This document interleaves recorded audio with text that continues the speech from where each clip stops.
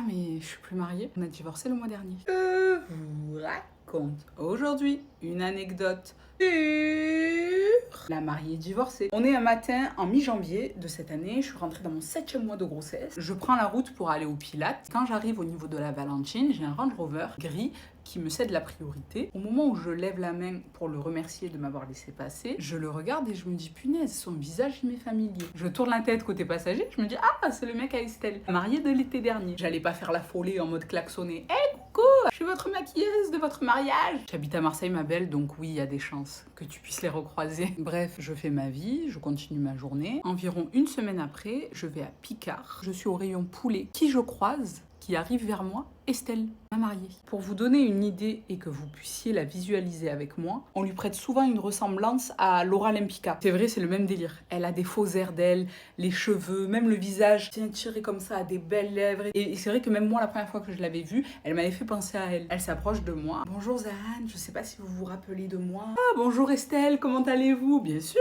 que je me rappelle de vous. Physiquement parlant, elle laisse pas indifférente. C'est une vraie latina, elle donne chaud, hein. Et pourtant, Dieu sait qu'à Picard, il fait froid. Vous allez bien? Félicitations pour la grossesse, j'ai appris sur les réseaux, ça vous va bien. Je suis très contente de la voir, mais je fais pas la folie en lui disant « Ah, au fait, la semaine dernière, je vous ai croisé, vous m'avez laissé passer !» Non, pas du tout. Par contre, je fais un truc que je regrette. Jusqu'à maintenant, je regrette.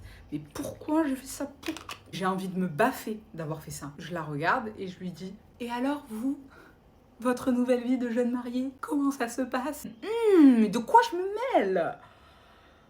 Ah, c'est un truc que je ne fais jamais. Je ne pose jamais la question à mes mariés. Une fois que je les ai maquillés pour leur mariage, si je suis amenée à les recroiser, si elles ne m'en parlent pas, je ne leur pose jamais la question. Ça ne me regarde pas. Et surtout parce que, une fois sur la réponse peut ne pas me convenir. Et peut surtout gêner tout le monde. Elle me regarde, droit dans les yeux. Un regard profond, couleur noisette. Ah mais je suis plus mariée, on a divorcé le mois dernier. Voilà, gênant. Entre les côtes de porc et les cuisses de poulet, j'avais envie de me jeter dans les congélateurs tellement j'ai été gênée. Tu t'attendais à quoi ma belle? Non, sincèrement, tu t'attendais à quoi? Il y avait une chance sur deux qu'elle te réponde ça. Pourquoi tu lui as demandé? Et c'est pour ça que je demande jamais. Malheureusement, c'est souvent arrivé. Les mariées que j'ai maquillées, elles finissent par se séparer pour une raison X ou Y. Mais du coup, elles ont peut-être pas envie d'en parler. Mais elles n'ont pas envie de te mentir non plus. Toi, tu te retrouves là, au milieu de... Ah. J'allais pas lui dire « Ah bon, c'est bizarre, je vous ai croisé la semaine dernière dans le Range Rover à 10h du matin à la Valentine et vous m'avez laissé passer. » Et le pire, et c'est pour ça que j'étais encore plus gênée, Estelle, elle avait pas l'air de bien le vivre. Elle était pas en mode « Ah, c'est la liberté, je vais mieux, je revis », pas du tout. Elle était au bout de sa vie, même si elle le cachait super bien parce que physiquement parlant, il y a un avion. Même ce jour-là, elle était super bien habillée, très très bien coiffée alors qu'elle était en goumen, laisse tomber. Elle me regarde, elle me dit non, non, mais vous inquiétez pas, hein, vous pouviez pas savoir. J'espère juste que j'arriverai à retrouver quelqu'un qui m'acceptera cette fois comme je suis. Là, je me dis, ah, peut-être qu'elle veut en parler. Il y a ma curiosité. Faites pas genre, hein. Vous aussi, elle a attisé votre curiosité. J'essaie de la rassurer, hein, comme je peux. Je lui dis, bon, vous savez, il sait pas ce qu'il a perdu. Là, elle me dit, vous savez, s'il avait pu, il aurait pas dit oui le jour de la mairie.